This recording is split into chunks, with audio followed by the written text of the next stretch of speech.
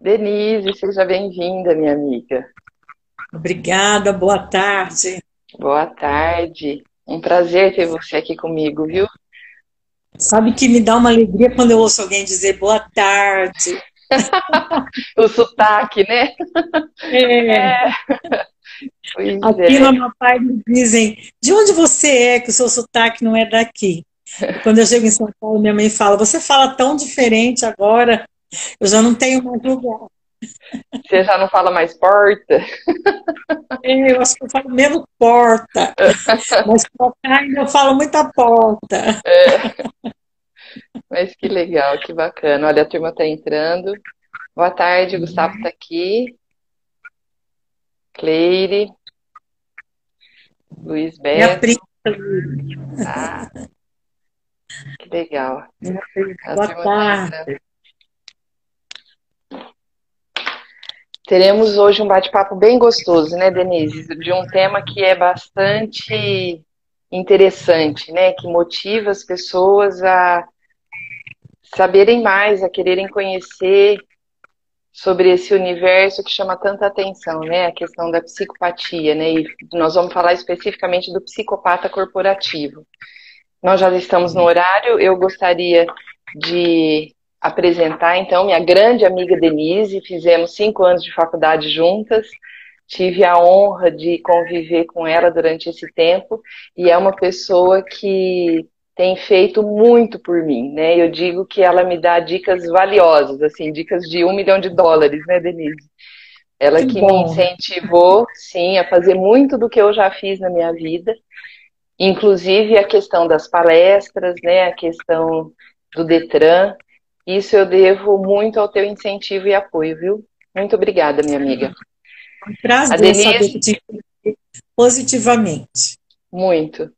Denise, ela é psicóloga jurídica da Polícia Técnico-Científica do Amapá, perita, professora universitária, coordenadora nacional do Instituto Nacional de Perícias e Ciências Forenses, especialista em violência contra crianças e adolescentes, perita em criminologia, né, e perícia criminal, mestre em educação e doutoranda em criminologia. E nós vamos, no Eu não dia de tenho hoje, muito assim no currículo, é porque já tem muita idade também, viu? Eu fui mandar um currículo para o jurídico em Brasília, de um povo que eu atendi lá, uma perícia. Eles pediram para pôr o mais completo possível, ano a ano, deu 2 páginas. Eu uhum, falei, olha, isso acaba informando a idade da denuncia, né, o tanto de coisa que já foi gente. feito. Mas olha, queria agradecer a presença do Lindalvino, da Karine, do Fabrício, Bianca. Sejam todos muito bem-vindos. Então, eu gostaria, Denise, que a gente iniciasse essa nossa A conversa. Milene já está aqui A conosco Milene, é também. verdade, a Milene está aqui. É que vai subindo, né? E aí eu esqueci. A Maria Ruto também entrou. A Maria, sim, O tempo todo Clodoaldo, comigo. Isso, olha, Amanda. bastante Tem gente. uma turminha legal aqui com a gente. Então, eu gostaria que a gente começasse a tarde de hoje, né, uma tarde de sábado, gostosa, falando sobre como que esses psicopatas corporativos, que eles são mais comuns do que a gente imagina, né, que eles estão aí dentro das empresas, que é o foco que eu gostaria que a gente desse hoje, porque é um tema tão vasto, né, Denise, que a gente pode até pensar depois em abrir em outro momento outras lives, né, para falar da psicopatia em outras áreas, mas eu gostaria que hoje a gente focasse nessa questão na empresa, do psicopata corporativo mesmo, né? Como que ele pensa? Então, eu queria apenas dar uma introdução para as pessoas Claro. imaginarem, assim, nesse universo que a gente acaba se inserindo em função até do nosso trabalho, que é nosso trabalho fazer esse diagnóstico, né? Sim. Então, eu gostaria de dar uma dimensão antes da gente falar como ele pensa, tá bem? Então, Tudo bem? Claro. estima-se que existam 69 milhões de psicopatas no mundo, que são diagnosticados. Porque, na Uhum. verdade, a gente tem o diagnóstico de psicopatia de 1% dessa população, mas segundo Robert Hare, né, o principal autor inclusive da escala Hare, que é o teste de psicopatia, segundo Robert Hare, a população mundial é estimado em 5% de psicopatas. Né? É mais do que outros estudos que falavam de 1 a 3%. Como ele é mais atual, né, e também é uma pessoa com bastante destaque, bastante estudo científico, bastante apoio, eu acredito que ele tem razão, até em função do que a gente vive, extrapolando do mundo corporativo, né, politicamente, religiosamente, a gente vai encontrar em todos os âmbitos, em especial também na justiça, esse tipo de transtorno de personalidade, que não é uma doença, né? É um transtorno de personalidade, mas ele está listado tanto no DSM, né, no Manual Diagnóstico de Saúde Mental, quanto no Código Internacional de Doenças. Eles estão listados e caracterizados como transtornos, né? Transtorno de personalidade antissocial e transtorno de personalidade dissocial. Mas é uma patologia. Vamos esquecer, né, que, infelizmente, o tratamento é extremamente difícil. Por mais que você faça já estabelecida a personalidade, as mudanças são mínimas. Então, a gente sabe que essas pessoas não têm uma solução. A gente não consegue fazer um tratamento para solucionar isso. E eles vão continuar fazendo vítimas. Né? Eles nem reconhecem, né, Denise, a necessidade de tratamento. Na verdade, eles se acham o máximo, né? Essa é uma característica do psicopata. Então, ele acha que todo mundo é que deveria ser igual a ele. Se ele tivesse que nascer num país, com certeza não seria no nosso meio, né? Num mundo, num planeta. Ele seria de outro planeta, não do nosso. Não seria mero mortal, nem mero terráqueo. E isso acaba tornando ele bem atraente, né? Ele acaba sendo, né, sedutor, atraente, né? Esse jeito de falar o poder que ele tem, e ser sedutor, isso tudo é atraente, e é isso que faz as vítimas. Né? É justamente isso que faz as vítimas. Nem todos os psicopatas estão nos seriados de TV, né? Instituições de saúde, como a gente imagina, prisionais, saúde prisional, ou escondido nas suas casas. Alguns podem estar aí no seu escritório, né? Na fábrica onde você trabalha, e aí eles podem estar dando ordens, ouvindo suas histórias pessoais, espalhando boatos para os colegas durante um happy hour da firma, né, no trabalho. Psicopatas são atraídos por dinheiro e poder. Então, o mundo corporativo é realmente muito atraente, porque ele decide a vida das pessoas, ele pode exercer sua ganância exacerbada sem se preocupar em quem ele está pisando, que armas ele vai utilizar para alcançar o sucesso, o dinheiro, o poder. É isso que a qualquer preço, né? Ele faz a qualquer custo. Ele olha para ele, né? Ele não tem a preocupação, não consegue exercitar empatia, né? Se colocar no lugar do outro e não tem zelo nenhum, né, com o outro. Os critérios para a gente fazer o diagnóstico é a ausência de empatia. Eles são incapazes de empatia. A maioria das pessoas, elas podem aprender empatia. Elas podem ser egoístas, egocêntricas, mas com a maturidade e com a educação, elas aprendem a ser empáticas, a se colocarem no lugar do outro, a se sensibilizar com a dor do outro. O psicopata, ele pode fingir isso, mas ele não é capaz de sentir. A área do cérebro onde está localizada é pouco ativa no psicopata. Ela é inacessível. Então, ele não desenvolve, né, essa sensibilidade, essa percepção. É impossível para ele adquirir esse sentimento. Opa, vamos cair aqui. Que é tão importante, né, no relacionamento interpessoal. É essencial a empatia, né? E, infelizmente, eles estão manipulando pessoas, causando medo, perseguindo, prejudicando quem está ao seu redor para obter prazer, seja ele na forma do dinheiro, na forma do poder, na forma do controle. Né? Ele quer obter prazer, ele quer, claro, a busca pelo prazer. Todos os indivíduos, né, são movidos pelo princípio do prazer, só que ele alcança o seu prazer a partir do sofrimento, da destruição do outro. A gente pode pensar, então, que ele é uma pessoa muito voltada só para ele e para as necessidades dele. Ele não, o outro não faz parte, né, do mundo mental dele. Ele Isso só mesmo. consegue pensar. Ambicioso e egoísta. Né? Então, imagina uma pessoa ambiciosa e egoísta, a combinação fatal que é. Então, fazem de tudo para crescer. Né? Pisam em qualquer pessoa.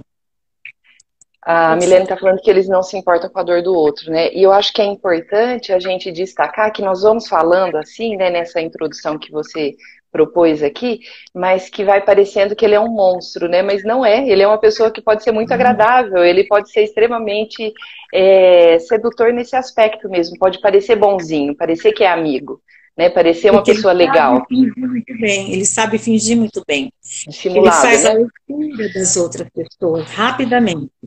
Mais inteligente do que outras pessoas no geral fazem. Ele percebe os pontos sensíveis, ele percebe as fragilidades e é aí que ele ataca, através da sedução. Então ele é um monstro, né? Ele é um lobo em pele de cordeiro. Não é tão simples a gente identificar um psicopata justamente por isso, porque eles são hábeis em conquistar e manipular as pessoas. Então, eles falam o que você deseja ouvir. Por isso que a gente acaba entrando também na psicopatia emocional, né? Nos relacionamentos tóxicos. É aquele companheiro que explora, que abusa, mas que fala o que você precisa ouvir. E aí, então, você se torna cativa, dependente emocionalmente. Por mais que você sofra em outras áreas, mas fica ali cativa. E nas empresas, eles fazem exatamente assim. As pessoas ficam até agradecidas por terem a amizade, a atenção. Na verdade, elas estão sendo exploradas para poder utilizar essas fraquezas, essas fragilidades em proveito próprio.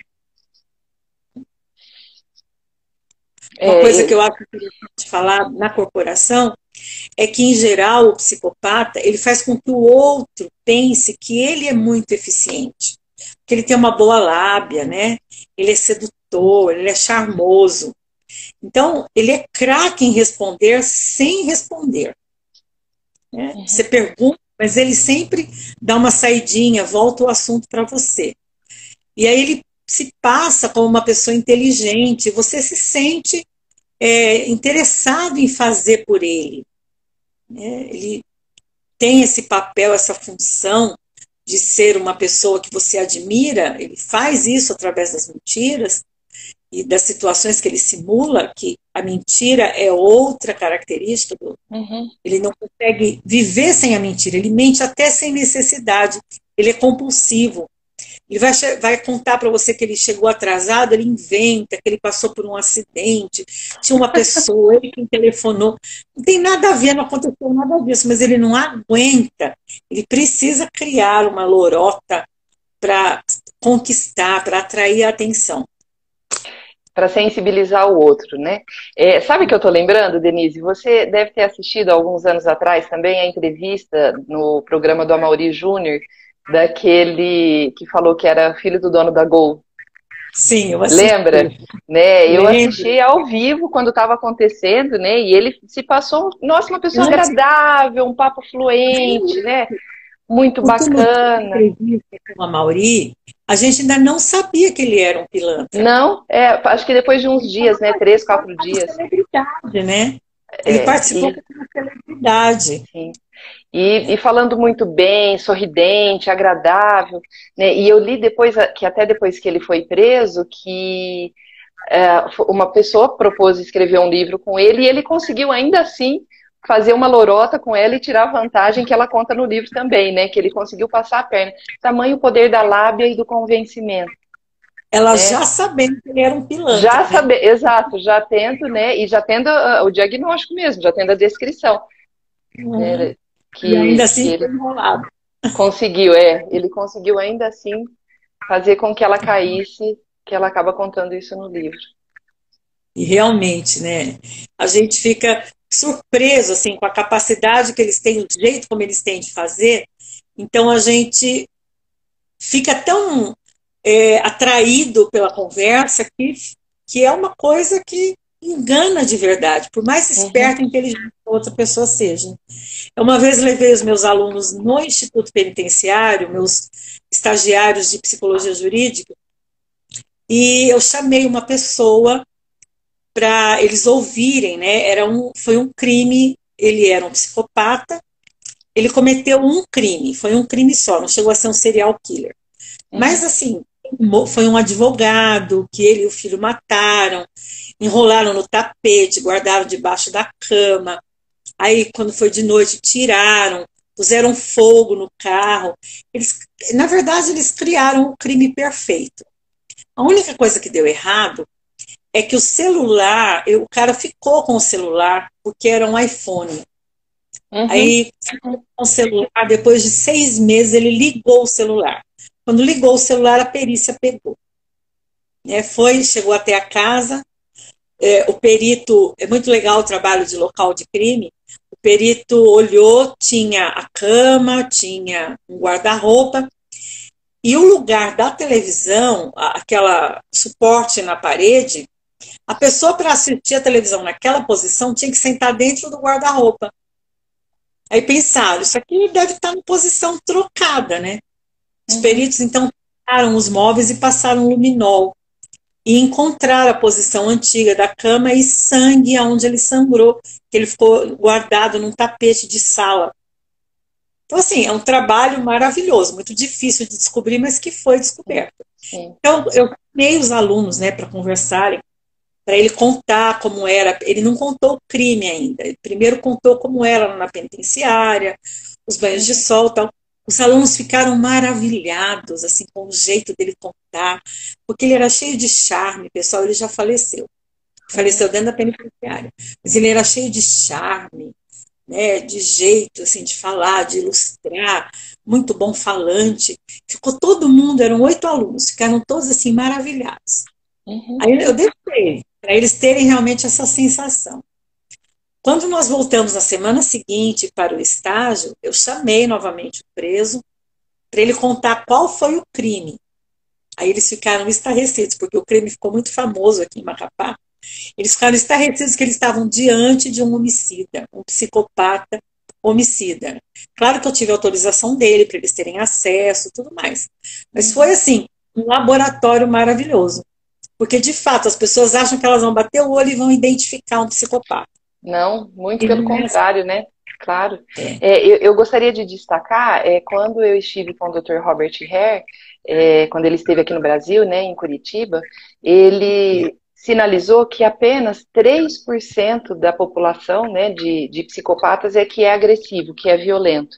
Que eu acho importante a gente destacar isso, porque senão cria-se uma imagem também de que o psicopata é criminoso, né, e não é uma pequena parte, né, uma pequena parcela dos psicopatas que tem esse tipo de conduta.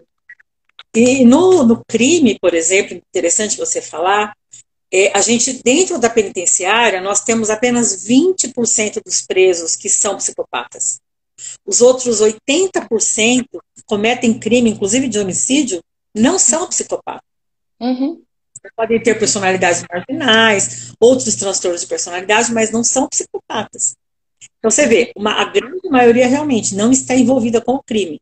Eles andam à margem da lei.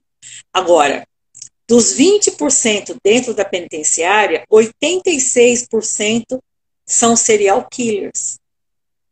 Você vê, eles cometem um único homicídio ou roubos, furtos, golpes de colarinho branco, que é a especialidade principal deles, né?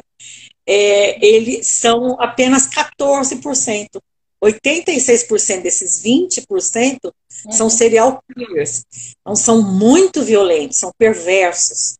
Obtêm prazer sexual com a morte da pessoa. Mas esse restante todo aí que está fora dessa gama de criminosos, que está fazendo mal, eles não são criminalizados. Eles exercem o seu poder, a sua psicopatia, a sua perniciosidade, perversidade, sem entrar em conflito com a lei. Então, muitas vezes é o teu gerente, o teu chefe, o teu colega de trabalho, né?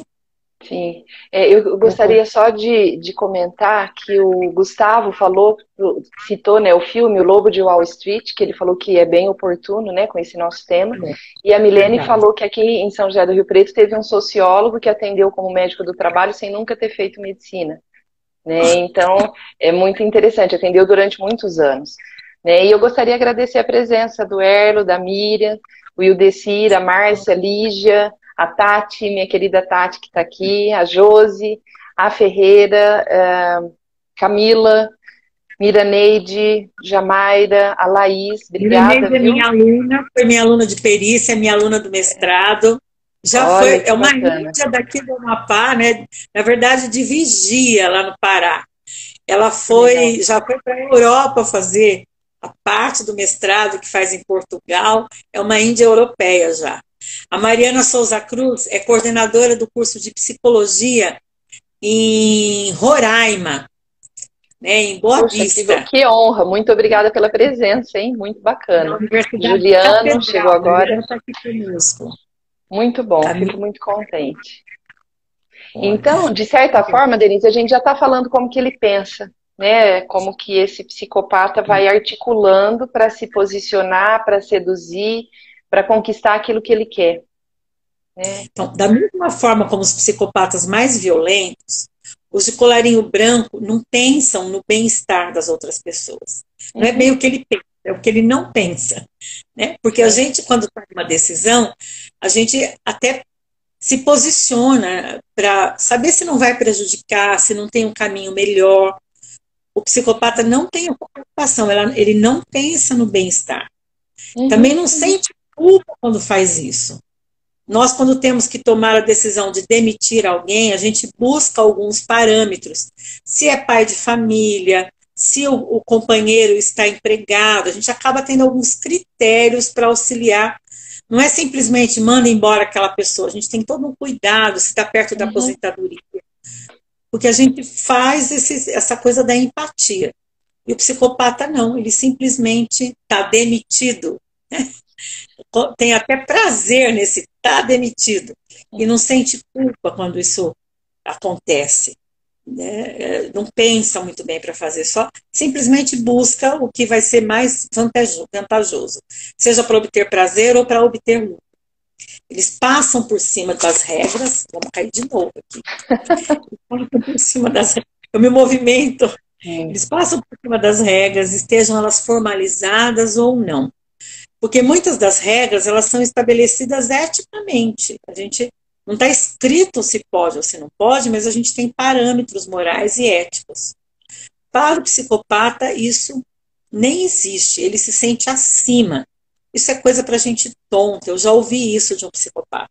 Uhum, uhum. Ah, quero lembrar, né, que a gente acaba podendo falar um pouco de psicopatas, porque é exatamente o trabalho que eu faço na Politécnica, na Polícia Técnico-Científica. A gente avalia essas características de transtorno de personalidade e Uhum. na cessação de periculosidade, no exame de cessação, eu faço a entrevista quando a justiça solicita o exame de cessação e a partir daquela entrevista e de alguns outros testes de personalidade, eu tomo a decisão se eu vou aplicar ou não a escala Hare para saber da psicopatia. Então, Uhum. é comigo. Aqui no estado é comigo que eles passam, todos eles passam comigo. Só tem eu nessa função, né? Então acaba que todo mundo passa comigo. E então eu estou falando assim de uma coisa que eu faço cotidianamente. Quarta-feira Uhum. que vem eu já tenho para fazer, já tenho um agendamento, porque apesar de a gente estar Uhum. sobre aviso, não estar cumprindo presencialmente o horário, a gente tem os agendamentos da justiça, que depois fazemos Uhum. até por conferência, né? A participação como perito. Mas uma coisa que eu faço diariamente aqui no meu trabalho. É a Né? tua rotina, né? Então você está em contato, quer dizer, fala com propriedade, com conhecimento, Estou né? falando de coisa que eu faço diariamente. Então, se puder colaborar, a gente está aqui. Tá sendo riquíssimo, essa é a ideia, né? A gente poder entender, porque assim, qual que é a proposta da gente estar falando sobre esse tema? Porque como existe muito dentro da empresa, para que a gente possa identificar, não sair fazendo diagnóstico, né, Denise? Como você bem colocou no começo, quem faz isso são os profissionais, não é no sentido até pejorativo de sair xingando, né? Porque tem pessoas que falam, nossa, é um psicopata, como se fosse um xingamento, né? E é importante destacar, como você falou, que é um transtorno, então precisa de ser compreendido para poder lidar com isso no dia a dia e não acabar sendo manipulado, não ser mais uma vítima, né? Porque Para como você bem mitigar, né, falou, o efeito destruidor que eles têm. Se a gente não entender, não identificar, a gente vai continuar refém dessa capacidade que tem de nos enganar, né? Então, o cérebro deles é diferente de um cérebro normal. Isso, inclusive, tem sido tese de defesa dos advogados para torná-los, pelo menos, semi-imputáveis. Mas não é o caso, porque a inimputabilidade, ela depende da pessoa não ter propriedade, não ter posse das faculdades mentais, dela ter comprometimento com a memória, o raciocínio. Então, das faculdades mentais, as funções mentais e cognitivas. O psicopata tem elas preservadas, ele é capaz do raciocínio lógico, dedutivo, quantidade de inteligência normal e até às vezes superior, né, capacidade de pensamento, de tomada de decisões, as memórias estão mantidas. Então, a justiça, muitas vezes, o defensor, ele quer colocá-lo como uma semi-imputabilidade em função dessa diferença no funcionamento do cérebro, que algumas áreas do cérebro para ele são inacessíveis, em especial as áreas onde acontece a empatia, onde tem as emoções profundas, que esse é outro engano, Renata. A pessoa fala assim, psicopata não tem emoção. Aí você desconfia que uma pessoa é psicopata, mas a mãe dele morre, você vai no velório, você vê ele lá chorando, né? Aí você diz, ele não é psicopata, ele está até chorando, olha, está triste. Mas ele está chorando é porque essa velha desgraçada morreu e não tem ninguém para lavar minha roupa agora. Quem que vai fazer minha comida? É por isso que ele está chorando. Quer dizer, ele engana, né? Parece que ele tem o sentimento, que ele tem o afeto, né? Mas ele tá chorando por uma decorrência de algo pessoal. Sabe o que eu lembrei? Daquela cena que o Dr. Robert Hare conta também, que ele orientou a... Como que chama aquela atriz? Nicole Kidman. No filme, né, que então ela faz uma psicopata e ele que orientou. E aí ela passa, tá andando na rua, tem um menino caído, machucado, foi atropelado, né, e o sapato dela suja do sangue, e ela fica incomodada com o sapato sujo de sangue, né, e ela olha para a mãe chorando, desesperada, ela não consegue compreender aquilo. Aí ela chega no apartamento, vai para frente do espelho e tentar fazer aquela cara de dor, de sofrimento da mãe, porque ela não consegue entender. Você lembra disso? Me lembro. Dele ter comentado? Isso é um aspecto interessante, porque mostra, ele revela, quando passa no filme, revela essa capacidade de entender que é necessário enganar o outro com emoções e afetividade e sentimento, que o outro depende disso. E não é que ele não sente nenhuma emoção, ele sente raiva, ele sente inveja, né? Ele não é capaz de sentir essa afetividade positiva que vem mesclada com empatia, de relacionamentos profundos, de troca sincera. Isso ele é incapaz. Mas é errôneo achar que ele não tem sentimento, né? A maior parte das ações mentais dele estão ligadas às áreas da razão e não da emoção. Então ele funciona principalmente com um lado do cérebro e não é acessível para ele o outro lado. Né, que o faz manter-se impassível diante de tragédias, que a gente se sensibiliza com um gatinho chorando, sofrendo, procurando a mãe, ai, que dó, coitadinho, ele é pequenininho. Qualquer pessoa se sensibiliza. Ele não vê o gato na rua, muda o carro e atropela, e acha engraçado que fez aquilo, né? Sim. A falta de sensibilidade nesse sentido mesmo, que até como você colocou no começo, né, de não ter empatia, de não preocupar com o outro não existe para ele. Né? O que existe é ele e as necessidades dele. É realmente essa incapacidade de se colocar no lugar do outro, pela qual ele abusa dos amigos. Como ele não se coloca no lugar, ele não é capaz de pensar isso, acha idiota quem pensa desse jeito, Ele puxa o tapete dos colegas sem se preocupar com o código de conduta corporativo ou a consequência que vai ter na vida alheia. Ele busca apenas o poder e a sua capacidade de exercer poder. Isso lhe dá prazer, de exercer poder, de decidir a vida das pessoas. Se a gente... falando de político. Como que é? Então, mas... hoje nós não vamos ter tempo de falar sobre esse aspecto, né? Assim, mas é o que a gente vê, né? Para as próximas. Sim, claro, exatamente. Então, eu queria traduzir, né, isso que nós estamos falando para o meio corporativo. Então, não pensando na questão da violência criminosa, mas da violência psíquica. Como eles grudam na mente, né, e vão usurpando da pessoa a força dela, e daqui a pouco ela começa a se sentir um lixo, e ela não entende por quê.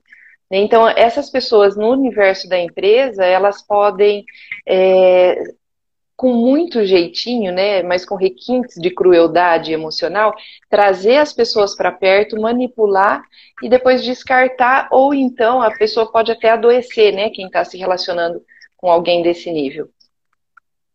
E adoece, sim, as consequências, porque a vítima, ela acaba se sentindo traída, porque ela confiou naquela pessoa, ela abriu sua intimidade, seus pensamentos. Então, quando ele dá o golpe, quando ele manipula, quando ele usa isso em favor próprio, ela se sente traída.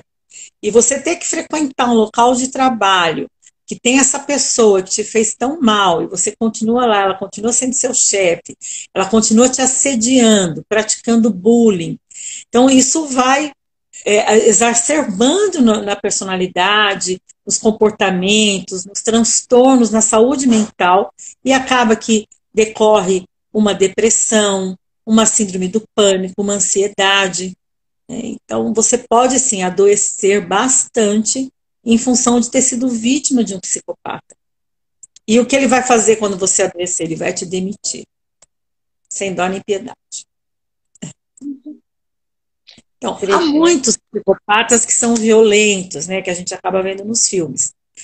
Como o Lecter, do Hannibal, como no Silêncio dos Inocentes, o Pedrinho Matador, que diz que matou mais de 100 pessoas, que eu vou fazer inclusive uma live sobre o Pedrinho Matador, especificamente do Pedrinho Matador, análise de personalidade, criminal profiling.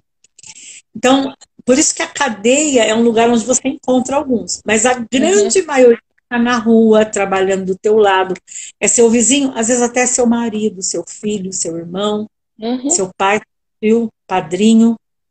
Infelizmente, eles estão nos cercando. Eu tenho uma turma de direito no primeiro ano da faculdade, todo ano do psicologia jurídica no primeiro ano de direito.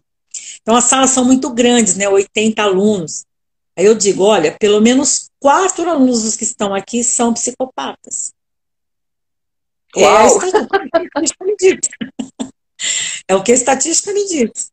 Então, vocês podem achar que nunca encontraram um psicopata, mas vocês convivem aqui diariamente, durante 5 anos da faculdade, com 4 psicopatas.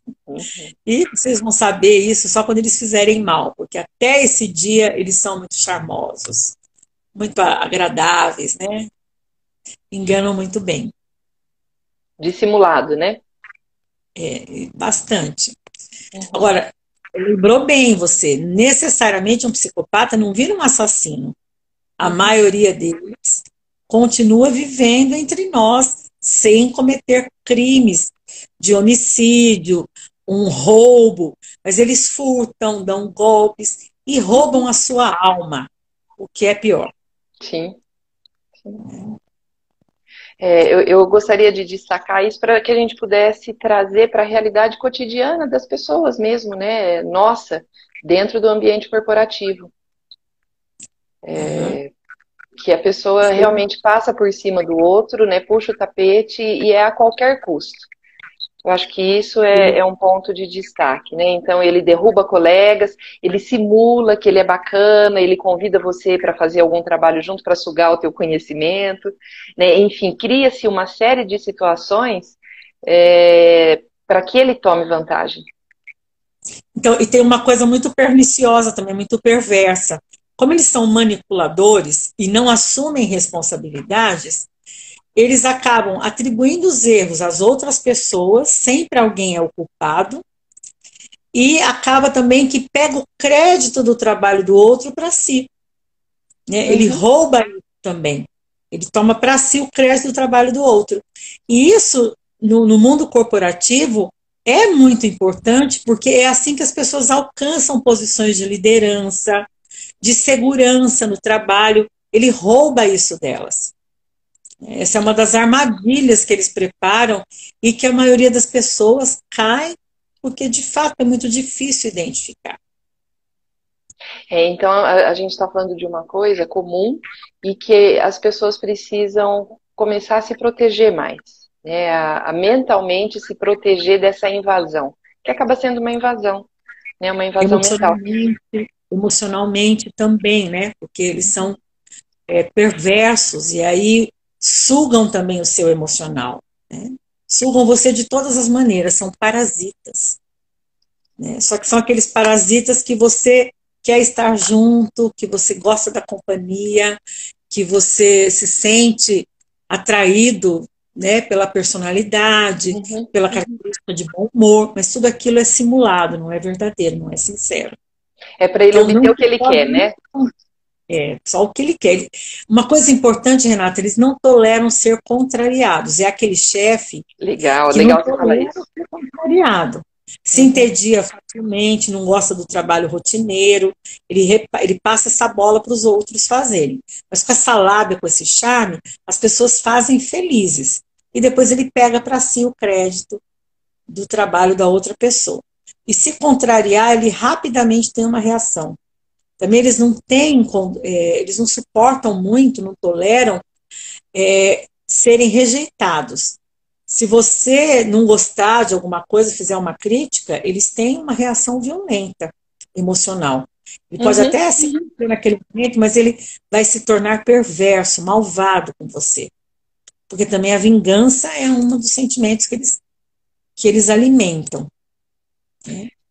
Interessante você colocar isso, porque também é algo muito corriqueiro, né, que a gente vê no mundo corporativo acontecendo e as pessoas sendo envolvidas, né, nessa situação. Eu queria dizer que tem uma série de comentários aqui, mas não está dando para eu colocar todos eles, mas eu quero agradecer a presença do Almi, do Jair, da Neide, da Audrey. Alguém falou e passou, eu não consegui ver, que o seriado The Following, que tem na Netflix, que acho que aborda o tema também, que é interessante.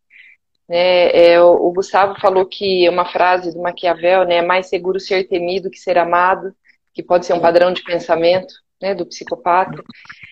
Enfim, eu acho que desculpa, Denise, eu falei. O padrão deles é exatamente esse, né? Exercer o medo, o fascínio, o controle, o poder sobre o outro. É a principal motivação. E a partir daí, obter lucro, obter vantagens, né? Às vezes até indevidas. A The Following, né? Mostrava adoração ao psicopata. A gente tem muitos seriados, né? Tem muita coisa sobre psicopatia. A Milena está lembrando aqui do assédio moral, né? Do assédio moral e do bullying. A diferença entre o bullying é quando você pratica atos que são agressivos, cruéis, que envergonham, que diminuem entre pares. Quando é entre uma hierarquia, professor, aluno, chefe, comandado, aí já é assédio moral.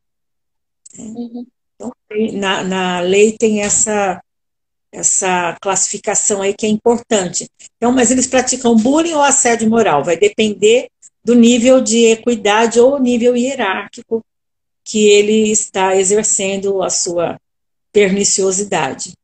Então, a gente tem no corporativismo, principalmente as chefias, porque eles chegam logo às chefias. Porque eles são proativos, eles sabem falar o que você quer ouvir, eles são bastante disponíveis, cheios de ideias, que eles, em geral, são inteligentes. E aí você acaba que alcança logo uma chefia e os comandados dele, em geral, são muito explorados. Ele é um parasita de cima para baixo.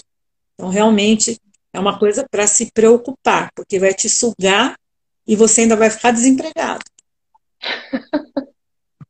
E se não adoecer, né? Mas como que a gente pode ajudar, então, né, a pessoa não ser tão manipulada nesse ambiente, né? Ou por pessoas com esse perfil? O que que a gente Então, é pode importante. pensar? Aham. É muito importante a gente imaginar algumas armadilhas que eles criam, né? E como é que a gente pode se proteger dessas armadilhas. Uhum, Então, se você é o chefe, tenha certeza que a direção da empresa onde você trabalha sabe quem você é e o que você faz, né? Não pode ficar apenas para ele ter esse controle, para ele saber quem você é, o que você faz. Porque ele vai tomar para ele mesmo todos os seus acertos e os próprios erros ele vai atribuir a você. Então, o chefe psicopata torna os comandados dele como invisíveis. Eles se tornam invisíveis. Todo o uhum, crédito ele pega para ele mesmo. Então, essa é uma das armadilhas. Documente tudo que ele fez contra você.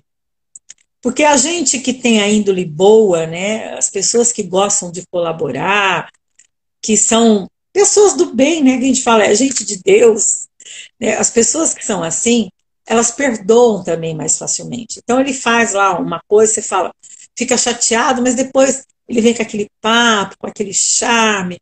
Não, na próxima, agora não deu, mas na próxima vai ser você, tal. Aí você perdoa, releva. Então é importante você deixar uma notazinha breve sobre aquelas referências, por caso você precise se defender. Porque num caso de assédio moral, você vai eles até praticam assédio sexual, né, contra uhum, secretários, subalternos. Mas aí você tendo as notas, se você fizer uma pequena anotação com data, na sua própria agenda, com data da situação, você vai poder relatar no caso de você precisar se defender, né? Então, deixa guardadas as mensagens no celular, uhum. faça pequenas anotações, curtas e objetivas, sobre comportamentos factuais, que você pensa que foi só naquele momento, mas quando você junta tudo aquilo, você vê que ele tem uma prática constante. O repertório comportamental dele é de humilhar, de explorar, de vitimizar. E aí Uhum. você, então, tendo esse respaldo, você vai poder também se defender. Quando te designar alguma tarefa, sente junto e escreva o que é para fazer, quanto tempo você tem para fazer, o que é esperado. Então, você manter esse registro também vai te ajudar no caso de você precisar, né, se defender ou apresentar o seu trabalho, defender a autoria da sua ideia. Então, se você deixar livre e apenas na sua memória para resgatar, você com certeza não vai conseguir resgatar tudo e a sua defesa vai ficar Uhum. falha, né? Então, é interessante se você não deixar ele te pegar por esse lado também. E caso você tenha uma oportunidade de reclamar dele, de colocar o que está te acontecendo, seja para um colega ou para, por exemplo, o setor de recursos humanos, uma direção, se você tiver que se reportar com relação a isso, escolha o caminho do profissionalismo, né? Tire o aspecto pessoal e fale exatamente dos aspectos profissionais, do prejuízo que te causou, do dano que te causou, de forma profissional. Nunca entra nessa história de espalhar rumores, conversar pelos cantinhos, alimentar fofocas. Esse é o jogo dele. É ele quem manipula e usa as pessoas assim. Se você fizer o jogo Excelente. dele, você vai perder também a chance, Uhum. né, de dar a volta por cima. Você vai ter que assumir o papel de vítima e às vezes até de demitido. E uma coisa que é importante, eu acho, a gente falar, é que os empregadores sabem disso, né? Eu pesquisei agora para a gente se preparar para a live, encontrei um dado que 15% ou mais dos currículos enviados para os cargos executivos contém distorções ou mentiras deslavadas. E os psicopatas fazem isso. Então, quem trabalha, você trabalha na área, né? Você Sim. faz essa seleção também. Não, eu não Então, trabalho com seleção, né? Eu trabalho com desenvolvimento, eu faço desenvolvimento de lideranças. Então, então, daí a importância do que nós estamos conversando. você acaba encontrando nos currículos, assim, dados que realmente são absurdos. Eu uma vez recebi, né, eu estava ajudando a contratar um professor na universidade, eu participo da aula que eles dão da didática, né, faço avaliação da aula didática, dos critérios didáticos lá da aula que o professor dá. E ele trouxe um currículo, eu sentei para olhar antes da aula, aí eu vi que ele fez uma universidade nos Estados Unidos ao mesmo tempo que fez uma em São Paulo. E aí ele, assim, não atentou, ele só colocou lá as formações, tinha cópia dos diplomas, né? E aí eu olhei as datas, ele frequentou nos Estados Unidos e em São Paulo no mesmo período. Então, tem que ter esse olhar atento mesmo, porque a pessoa pode pôr no currículo e até imprimir documentos que são falsos. Né? Exatamente, esse é um trabalho que a gente tem lá na Politec, tem um setor só para isso, de documentoscopia. Um monte de documento falso que eles apresentam. Então, se olhar bem atentamente, a gente pode até descobrir, sim. E os profissionais que fazem essa seleção de currículos, eles já sabem que 15% são currículos mentirosos, né? Que eles fabricam um currículo sob medida para aquela função que ele está procurando. Então, ele elabora um portfólio, utiliza um jargão adequado, né? Ele coloca todas as exigências que aquele trabalho tem do perfil profissional, ele coloca para suprir essas necessidades da empresa. Então, quando você faz uma análise do currículo, é a pessoa perfeita. Né? Eu acho que é legal, Denise, nisso que você está falando, a pessoa costuma usar palavras que para aquele cargo são comuns, mas que ela não tem a menor ideia. Então, às vezes ela quer falar difícil, ela quer usar termos técnicos e falar de um jeito que para a grande maioria, isso, e para parecer que ela tem o domínio, mas na verdade não, né? É um embromation, né? Que ela tem que fazer para ela conseguir o espaço, supostamente, né? Que ela deseja. E aí só uma atenção mesmo profissional para identificar, né? Dificilmente a gente faz uma contratação, quando tem um psicólogo fazendo essa avaliação, a gente faz uma contratação sem passar pelo chefe imediato, sem passar por entrevista com um grupo. Então a gente acaba a gente fica procurando justamente essas coisas, a gente acaba encontrando. Mas a maioria das empresas contrata sem ter um profissional para avaliar.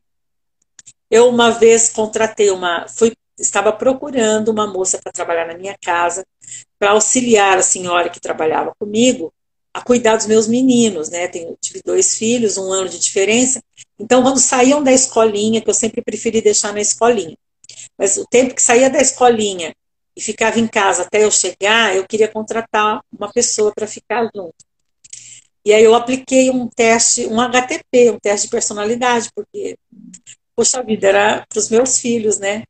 E a menina furou, ela sofria bullying na escola, e ela furou o olho da filha do prefeito, que era uma menina loira de olhos azuis, e ela era uma menina negra de cabelo pichain, e aí eles brincavam era com o cabelo dela. Então, num simples teste no HTP, num simples desenho, eu descobri isso. Adivinha se eu contratei? Não, né? Fiquei pensando assim, olha, quase que eu coloco dentro da minha casa uma pessoa que podia fazer um mal muito grande, né? Que tinha uma resposta muito negativa. Então, essa foi fácil de identificar, mas no psicopata isso é difícil de identificar. E às vezes a pessoa contrata uma empregada para cuidar, né, da coisa mais preciosa que tem e erra. Imagina numa empresa. Então, realmente, se não tiver um profissional habilitado para fazer, vamos puxar a sardinha, né, para a nossa brasa, abrir o nosso campo aí de trabalho. De fato, sem um profissional habilitado e perspicaz, com certeza você vai cair no conto do vigário dele. Que ele passou a Camila, acho que é sua aluna, né? Ela está falando que na empresa que ela trabalha tem uma equipe preparada para estar fazendo esse tipo de avaliação de trabalho, né? As empresas que eu presto consultoria, todas elas têm também uma equipe bem forte para fazer essa parte da avaliação e do acompanhamento. Sem dúvida, se não tiver esse olhar técnico profissional, os riscos são muito grandes. Com certeza. Ela tem uma pergunta aqui do Walter. Olha, professor Walter, coordenador do Infor Belém, perito criminal. Nós temos uma live marcada para o Dia dos Namorados. Eu vou passar o Dia dos Namorados com o Walter. Dia dos Namorados. Ó, deixa teu marido. A química das emoções. O Walter é da área da química, né, da farmácia, e é especialista aí nas drogas, nos compostos químicos. E aí ele está perguntando se existe uma relação entre o racismo e o comportamento psicopata. Os psicopatas são muito preconceituosos, muito racistas, sexistas. Eles são, sim. Não são apenas eles que têm esse tipo de comportamento, porque como eles se acham maravilhosos, né, o que não é espelho é feio, né? São narcisistas, né? Então, como eles se acham maravilhosos, quem não for como eles são, já não presta, já não é padrão. Então, eles são, sim, eles têm comportamentos sexistas, racistas, machistas, tem sim a ver, existe uma relação. Nós precisamos descobrir, Walter, na nossa live, se essa relação é química cerebral. Tá aí o convite já, né, para quem está aqui assistindo participar dessa live tua também, que bastante interessante. E obrigada pela presença, então, do professor Walter aqui. O Márcio acabou de entrar, falou oi. Eu estou só preocupada agora, Denise, assim, que a gente, para poder finalizar, né, e a live não cair na nossa cara, a gente tem, assim, 6 minutos. Então, tá? Então se você pudesse já caminhar, assim, para um fechamento, né, porque a minha preocupação, senão eu não consigo depois nem salvar. Teve até, acho que uma aluna sua que saiu, porque estava acabando a bateria, pediu para deixar salvo, né, e eu quero deixar salvo, sim. Então, nós temos 6 minutos. 5 agora. Então, vamos tentar uma coisinha aqui. O segredo do charme do psicopata está em ler as pessoas. Eles podem não sentir todas as emoções, mas conseguem analisar muito bem como e por que as outras pessoas se emocionam. São estudiosos da natureza humana. Estão prontos para usar o que aprendem do outro contra ele mesmo e a seu favor. Descobrem os hábitos, os gostos dos colegas, se aproximam, criam vínculo aparente e assim conseguem convencer os colegas até a trabalharem o final de semana inteiro para eles, enquanto eles curtem. Conseguem extrair informações sigilosas das pessoas, colocam a culpa nos outros, pelos problemas que aparecem e pelos erros que cometem. Basta espalhar histórias falsas numa empresa para que concorrentes já seja um obstáculo a menos para ele alcançar os postos de poder. Então, essas atitudes que passam despercebidas pelas empresas, porque elas estimulam a competição entre os funcionários e a companhia, a empresa, a corporação obcecada pelos resultados que o empregado trará, acaba que ele prolifera, ele progride nesse ambiente em função justamente da gente querer que dê certo, querer que tenha lucro, querer que cresça. Mas atenção, não é porque a gente falou tudo isso e você se tocou aí, acabou pensando, poxa, será que o fulano é psicopata? Ah, eu tenho um parente. As pessoas acabam descobrindo, né? Imagina, passa um filme na hora. Atenção, só um profissional, psicólogo ou psiquiatra, consegue dar o diagnóstico correto de psicopatia. E isso é de muita responsabilidade. Quando eu faço uma avaliação na perícia, que a pessoa é psicopata, muda completamente a vida dela e a vida dos familiares dela. Se ele for um psicopata e eu disser ele não é psicopata, eu coloco em risco a vida de milhares de pessoas. Porque ele pode não matar, não ter o sangue nas mãos, mas os atos, as consequências desses atos, as vítimas que ele fabrica, são extremamente perniciosas e elas adoecem gravemente. Acho que é esse o encerramento. Deu certo? Olha, sim, estamos 2 minutos. Então, assim, Denise, muitíssimo obrigada, né? Eu vejo que você tem, além de uma grande experiência, uma dedicação no trabalho que você faz. Né? Teríamos mais muito tempo para estar aqui conversando, mas o objetivo era esse, né? Dar só uma pincelada mesmo, né? E principalmente falar da questão do psicopata corporativo. Então, assim, muitíssimo obrigada. Viu? Teremos outras oportunidades para poder aprofundar o tema em outras áreas, principalmente eu acho que uma área que desperta muita curiosidade é essa parte criminal, né? Mas nosso objetivo hoje era pensar mais dentro do meio corporativo mesmo, né? Que é esse psicopata de gravata, que até o livro do Dr. Robert Hare é Cobras de Gravata, né? Que eu acho que ainda não foi traduzido, né? Não, eu Não, acho que aqui nós ainda não temos. eu Mas é já, eu já isso, tive acesso a uma parte por PDF desse tá? material.